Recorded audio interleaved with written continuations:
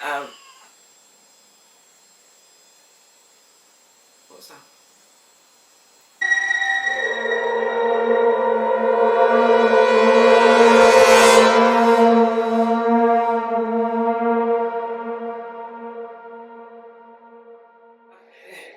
So today I'm going to talk about when I left my mum and dad's house and then I went to go and live with my first boyfriend.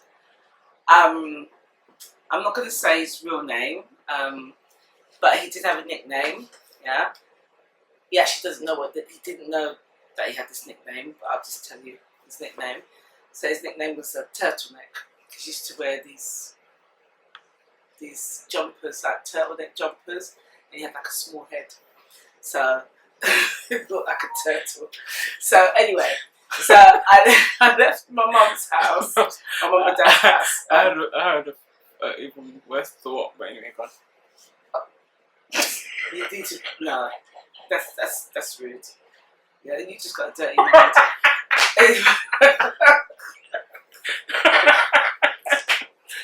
So I went to now I can't get that thought out of my head.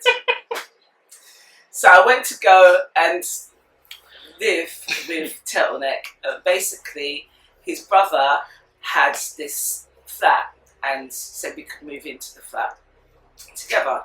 So I thought, oh, thank God, left my mum and dad's house, going to a new place, you know, I'm going to be away from these ghostly episodes, etc. Because it's that house that's haunted, you know. So going to a new place, I just felt like, yeah, great. So anyway, so when the first time that I went to go to see the flat, I can't actually remember if, you know, if I knew that my ex-partner was there and his brother when we went to see the flat, but I don't know where they were in regards to when we entered the flat, if you understand what I mean. I just remember that I was going to go enter the flat, and there was this long, like a kind of long corridor, and as I went through the door, the same thing happened to me as I entered that flat as what happened to me when I was at my mum and dad's house when I was 12. Walking through the doorway, and then hairs again stand up the back of my neck, and then, you know, something whispered in my ear again and said, Edwina, yeah, said my name, yeah. And this one was so faint. I was just like, no way. Do you know what I mean? No way did I hear that. I didn't want to hear that. You know, I didn't want to believe. There's no way that that this place could have a presence in it, the same as my mum and dad's house. So it's like I wanted to try and dismiss it, but I must admit that when I did enter the flat, I did have that feeling and that sensation that I don't quite like the atmosphere, if you know what I mean. I just didn't, my body, it's like my body just automatically felt uncomfortable.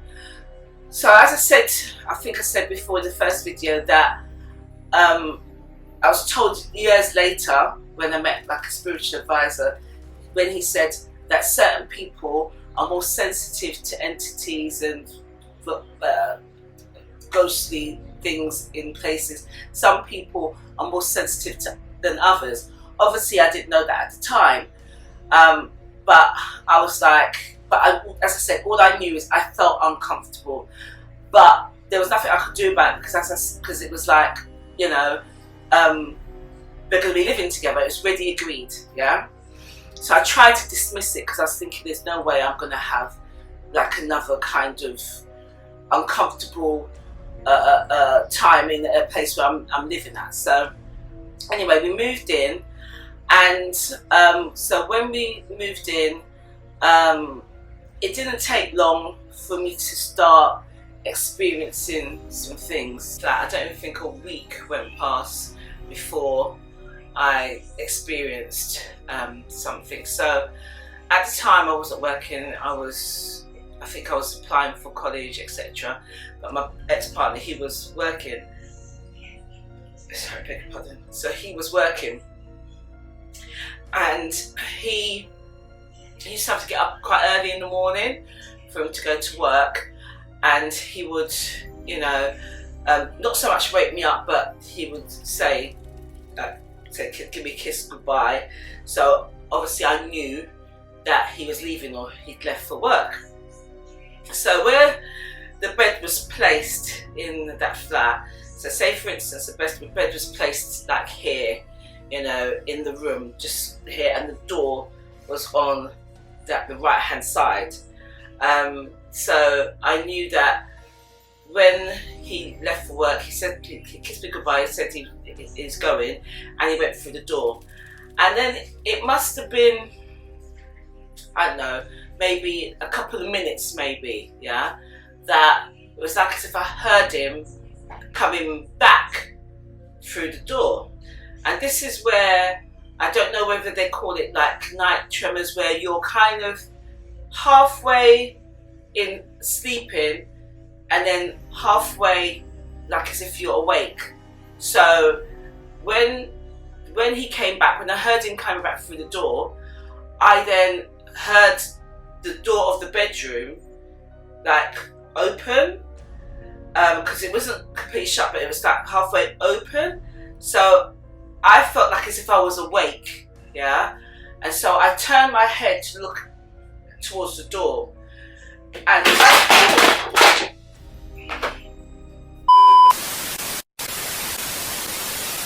so it was like I heard him come back through the door, and then the door on the side of the bedroom, it started to open.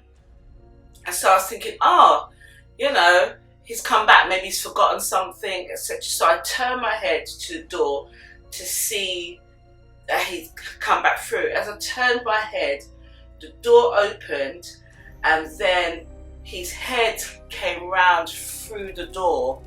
But when I looked at his face, it was one of those, you know, those, when they talk about those faces that look burnt, like that's creepy. Burnt, shriveled up face. So, this was in the late 80s, yeah. Oh God, I got chills. That's creepy. So late 80s, you know, people had curly perm. Everybody had curly perm, yeah. So basically, his hair, so I could see like as if it was him with the curly perm. He had the curly perm hair, yeah, which was quite long. But then when he turned to look at me through the door, his face was burnt, and it was shriveled up, and it was black. And seriously, it's not even funny. It's creepy. I don't even know what to do but laugh. Yeah. And it was burnt, and he just looked around like that, and I was paralyzed. Yeah. So it was like I was paralyzed, like whatever it was that was holding me down, yeah, I wasn't able to move. And so it was like I was stuck. My body was stuck. My face was stuck, just looking at this entity, because obviously it wasn't him, yeah. And I was looking at this entity like this, and it was just looking at me, and it was just burnt, and it seemed like as if it was for ages. That I was so scared. I was so petrified. I didn't even know what to do in regards to, I was thinking, I don't know what this thing is going to do. Do you know what I mean? Because it's the first time that this has happened to me. So I couldn't tell you how long it was for, but the burnt thing was just looking at me with this burnt face. And then I was Sorry, I can't help but laugh. You keep emphasising the way The burnt face. It was burnt. It was literally burnt and black. So creepy. Do you know what I mean? I can't help but laugh because there's nothing else you could do. You have to laugh it off because if you don't laugh it off, you're gonna just cry. Yeah. So, or just get terrified. So basically, I was struggling to move and I was struggling to wake up because it was like I felt like I was already awake because basically I could see the whole room. The room was like how it's supposed to be. So as far as I was concerned, I wasn't sleeping, yeah, because the room was how it's supposed to be and it looked how it's supposed to look. But my body wasn't able to move. It wasn't able to kind of get up, yeah. So I was fighting to get up because I didn't want this thing to come and do anything to me. I don't know how long I was struggling for, but then suddenly it was like as if I snapped out of that Paralyzed feeling, that trance, and then I was like fully awake now. But I was sweating, like literally sweating, like I jumped into a pool of water, yeah, and then come out, jumped into the pool of water in my clothes, or obviously my nightie, you know, and so I was drenched, soaking wet, sweating, and then when I got up, yeah, I obviously looked towards the door, and then nothing was there, and I was freaked. I was like, oh my God, like I can't swear on here, but it was that kind of thing. Oh my, I don't want to stay here. Do you know what I mean? Because it was so scary. It was worse than even what I experienced at my mum and dad's house. And I thought, what the hell? Do you know what I mean? That, you know, I've come from my mum and dad's house and now I'm in this flat because I didn't think there could be entities or any presence or anything in flats. But I'm thinking, I'm in this flat and now this has happened. I was petrified. So, yeah, so I can't remember if I told my ex-partner, if I told him, oh, that what had happened. I think I must have told him. And, you know, I don't know, it's not that he didn't believe me, you know, but he probably just sort of said, oh my gosh, you know, we had a bad dream or whatever. I don't remember him actually sort of believing me to say that something was in the house. I don't think, because he didn't, to my knowledge, he didn't experience anything in the house, yeah. It was only me and him first, I think it's only me and him first of all, and so he didn't experience anything in the house, but I was experiencing things in the house. Again, it's that kind of thing of, is it to do with me being a woman or whatever? The men don't experience it, because his brother came to move in afterwards, and I never heard his brother say that he experienced anything either. And I just thought, oh great, like when his brother moved in, because I don't think his brother was working at the time, I thought, great, there's going to be somebody else in the house at the time in the morning, you know, when my partner's not there. So hopefully I won't have those experiences. So anyway, that was the first experience. Then, now I can't remember which one was the second or third experience, but the second and third experience I had was both equally as horrifying and terrifying as the first one, yeah?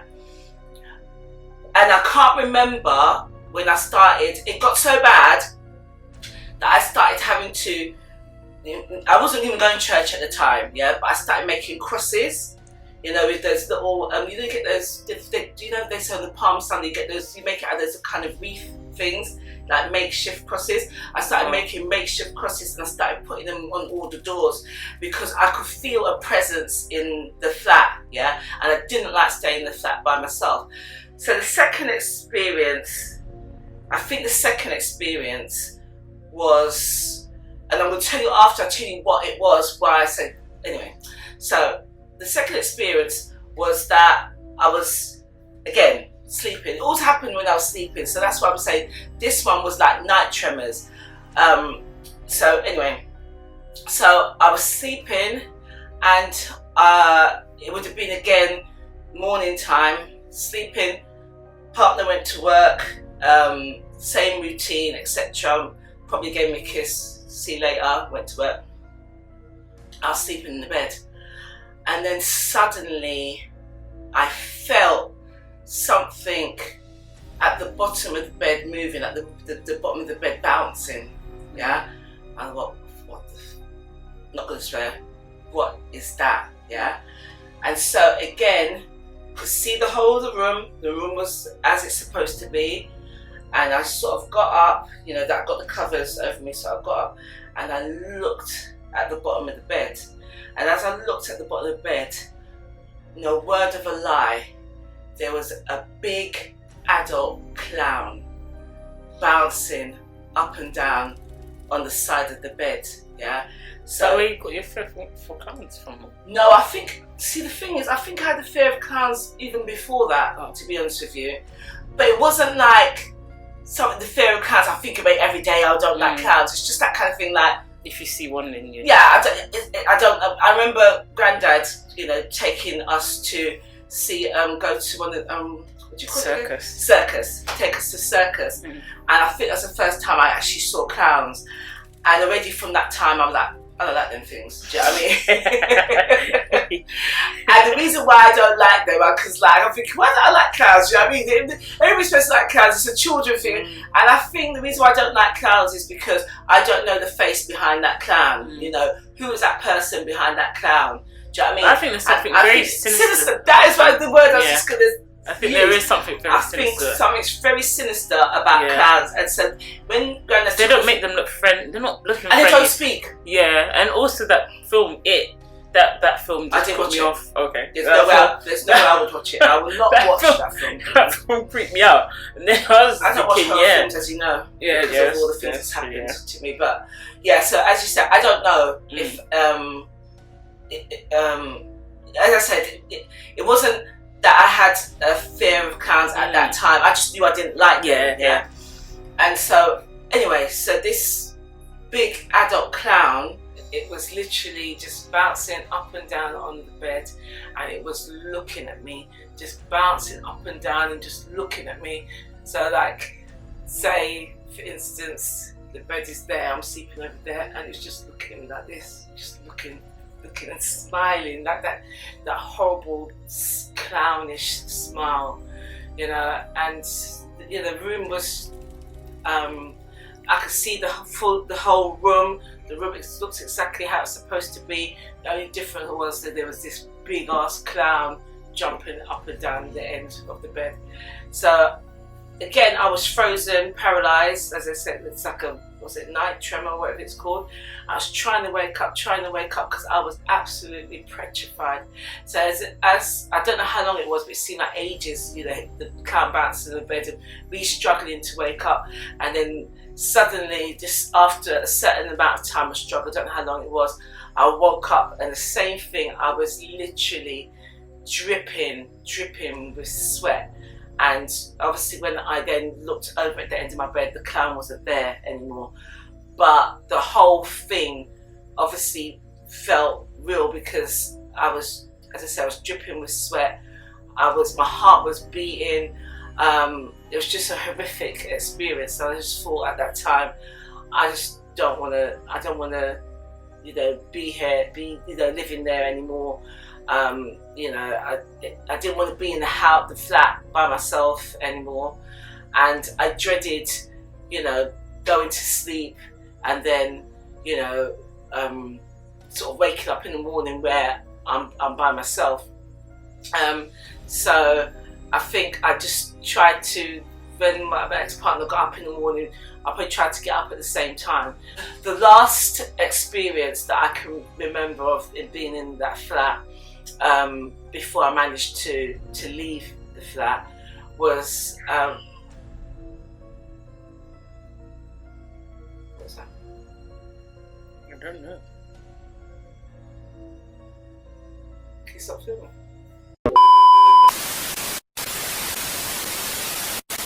Sorry about that little break, but I don't know if you heard the noise that me and, so I say your name? Yeah. That me and Kiani heard whilst she was filming. It just sounded like some kind of, what's that, like a shriek? Yeah, or something throwing up. Yeah, something throwing up, whatever. and so we had to stop the filming because it just sounded a bit creepy. But it was the cat. Yeah, sound like a human being. Yeah, it sounded like a human being, but it was actually the cat. So anyway, so I'm going to resume the last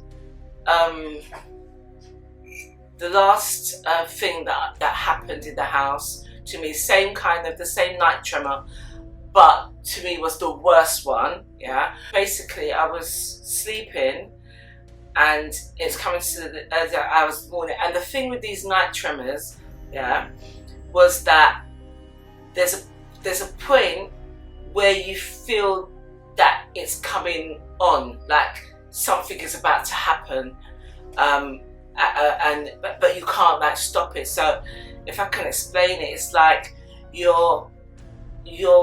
it's like you to feel ready to sort of want to wake up, but then it's like something starts to push you down, and something starts to you start to feel a pressure in your body, pressure around your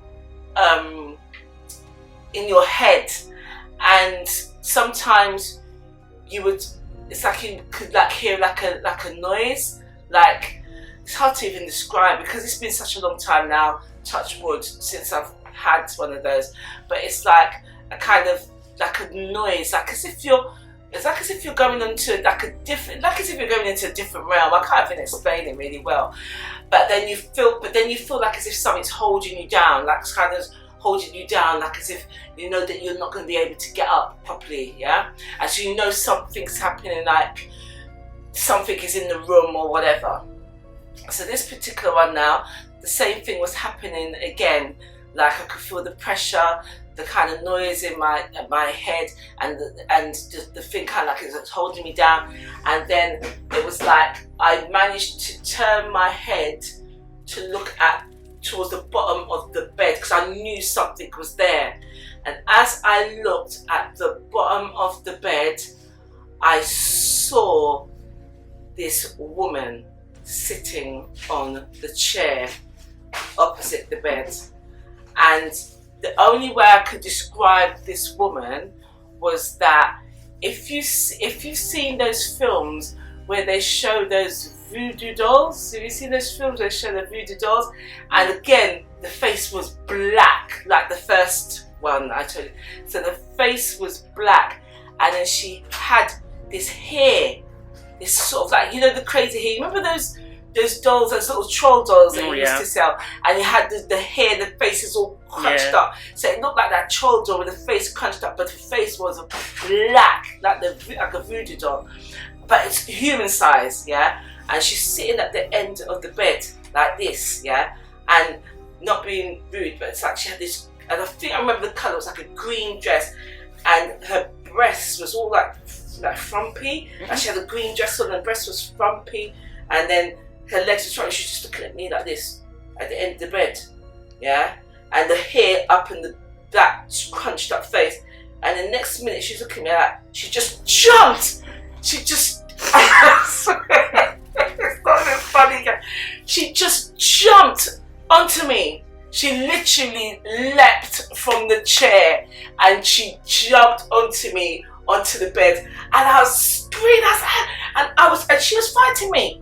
And this thing was literally fighting me in my bed, yeah? So she jumped onto me and she's fighting me, and I was fighting her. I was so scared. I was fighting, she's fighting me like she wanted to kill me. And the next minute I'm fighting, I can't say how long it was for. I was terrified. And then I woke up and I was like in a pool of sweat, a pool of, you know, like I said, like as if I came out of a swimming pool with my clothes on. And I was like, nah, that's it. I can't be here anymore. I can't be in here anymore. Things are jumping on me, you know. It was the worst experience like ever. So basically I had a friend who used to visit me at the flat, and she was living in the hostel. And she said to me, oh, you know that there's a space in the hostel, do you want to apply for the hostel? And I said, yeah, and I applied straight away for the hostel. It was a hostel for women, and it's like, You know, she said, oh, you have to say certain things to say that you are vulnerable in certain positions, like you're being kicked out of your mum and dad's house, everything. I just wrote a whole heap of lies. I didn't even care. I just wrote the lies so I could get out of that flat. And I managed to get out of the place in the hostel, and I left that flat in a jiffy.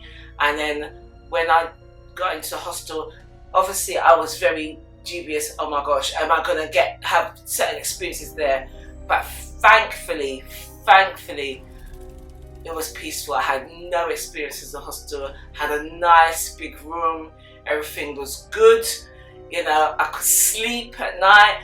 I could wake up in the morning nice, nothing jumping on me, bouncing on my bed, looking through the door and twisted face, everything, nothing, you know, everything was good. Oh, I forgot a bit of it. Oh my God, I forgot the most important bit of it. Okay. I forgot the most important bit of it. After, left the flat, everything, went to hospital, everything was cool, yeah? Years later, I was in the flat, I must have been in my early 20s, yeah? So I'm forwarding to when I've been working for, let me say, civil service, yeah, and I was working in one of the offices, and I met this girl. So, you know, we were sitting next to each other. Her desk was next to my desk. So, you know, you're just talking generally, blah, blah, blah, blah, blah, and you're just talking about your life. And it's much younger girl than me, yeah? And then she said, oh, that she used to get night tremors, and she still gets sometimes night tremors, where the flat that she was living in at the time, yeah, it wasn't the same flat, yeah, but the flat she's living in at the time. And I said, oh my gosh, she was like this. I said, I used to get night tremors, etc. So we're talking to me. So she started telling me about her experiences of night tremors, yeah, or even her out-of-body experiences, because she's had an out-of-body experience. So she talked about her out-of-body experience when she was playing cards with some friends or whatever, and suddenly she had an out-of-body experience, and she saw herself, she was on the ceiling, and she's looking down at herself and her friends, yeah? So that was scary, yeah? So she's saying all these things, and then she said, and what she can't do is that she said when she's in the house, there's a particular chair or something where, you know, like sometimes you fall asleep, and she said if she falls asleep at that chair, she gets like the night tremors. So she said to me that one day she fell asleep on the chair, and she said that she had a night tremor. It was one of her worst ones. And then she said that when she had a night tremor, she said she saw a woman, yeah, with a scrunched up face, yeah, with the voodoo kind of black face scrunched up, and the hair like this, in a green dress. Oh God. Yeah. I remember you telling me this, but I didn't know it was the same kind of dress. Yeah, she was saying like it was. She said, looking at her, and I swear to God, I've got chills. My head fizzed up. I said, "What the?" That's creepy, man. I said, "What?" I said, "Are you serious?" I said, "You're absolutely joking." And she said, "No." She said, "That's what I saw." She said, "You know when you got those voodoo dolls with the scrunched up face?" Which I said, "That's exactly the same night tremor I had ages ago when I was much younger." She goes, "No." I said, "Yes." I said, and was I said, "Was the woman like this, Mama? Was she kind of like with the breasts in front?" She goes, "Yes." I said, "No." I can't remember. She said the woman jumped on her. I think she said the woman did attack her. I think she said the woman attacked her as well. And I swear, my head got all, fizzed up. I was all fizzed up. I was freaked out. I said, "Oh my God." I said, "I had the exact same thing happen to me." She goes, "No." I said, "Yes." And we was like, how can the hell that be? How can that be? It was the most, I don't know, surreal thing I've ever experienced. I was like, I don't know what, and I should investigate it, but it's that kind of thing, when you're scared as well. I'm like, what the hell was that? Yeah. How can Because there must be like some kind of history. When you say all scrunched up and their face is black, it just reminds me of burn victims. Yeah. Like someone could have died in the house, got burnt up or something. Yeah. So that's creepy. And I don't. I doubt it was the same house or But anything. it's strange that she would have the same, exact same thing. Yeah, but exact same thing. Yes. Exact same thing. Maybe it's the same place though. I know what? I didn't. I don't think I asked, and I don't think it was the same place. I don't know. Yeah. I don't think it was the same place. But how? What I'm saying, it was weird. It's the same thing. Exactly she described the same thing. Yes. The same woman, the same hair, scrunched up face, the dress. That was weird. And I think she said the woman attacked her. Oh my gosh! That sounds like the same place. The same. I was building. Freaked out. Yeah, I'd be freaked out. Freaked out, and so that's the bit that I forgot to say. Oh. Yeah, and this is years later. Yeah. Years later. Yeah, I was just going to say, did Turtlenecks stay in that apartment then? Say again? Did Turtlenecks stay in that apartment? He did. I mean, I told him that the reason for moving into the hostel is so that we could get a place of our own, because at the end of the day, his brother did want the flat back at some point. He could have it. But anyway, he wanted the flat back at some point. So I said to Turtleneck, this is the way that we could, you know, I had to be in the hostel for a year before I could get a flat. So I said, this is the way we can get a flat. And so he was cool, so he agreed. And so he stayed in the flat. But as I said, nothing troubled him. So he was all right in the flat. He had no problem. As I said, when I met the spiritual advisor some years later, he said it's just some people are more sensitive, and it runs through families as well. It just so happens, in regards to my family, that, and it's the women experience these things or are sensitive to these things. So for me, when I go to a new place, etc., I make sure, or try to make sure anyway, that if I get a funny feeling, you know, when I enter a house or a flat or whatever, so much so that one of my sisters who doesn't really get this experience, when she's moving to a new flat, she said to me, can you come and see if this flat has any presence in it or whatever? And I'll go with her and say, yeah, this one feels cool. And she's been in that flat, she hasn't had no problems, etc. Where we are here, you know, no problems. However, not saying that there hasn't been something here, but not all those spirits are bad. You know, you get good, and so the one that's here is just completely harmless, which I'll tell you about another time. Another good story. Very creepy. Some of the stuff I did know about, but the two ones in the beginning, I didn't know those two experiences, so that was very interesting to know. And the very first one for me, from what I'm hearing, because obviously I wasn't there, but the first one is the scariest one. Oh, that's scary. Oh, that's the scariest. Well, actually, the third one, the last one is scary. I told you about the woman that be interested. Yeah, that's why you told me. That's why I think maybe it's more scary for me. Yeah. But it's just because the fact that it's a person you thought you knew, and it's not the person. The first one. Yeah, it's not the person, you know. Awful. And if their head is like, what my imagination of that head being around the corner, is like their head just kind of extended from their body and just looked around the corner of the door. That's what got in my mind. It was a creepiness of the fact the head was kind of like round, like, and I'm thinking it's turtleneck, and then the face was like that, and then you just see. It was the same kind of, like the same black. Yeah, the same bird. Black, just dressing up in different people. Voodoo looking. No, that one looked like Turtleneck. Oh, it did look like Turtleneck. Okay. The woman just looked like just a random. When I say random, but like voodoo doll. Yeah. The last one is obviously worse because it actually jumped on you. Yeah, exactly.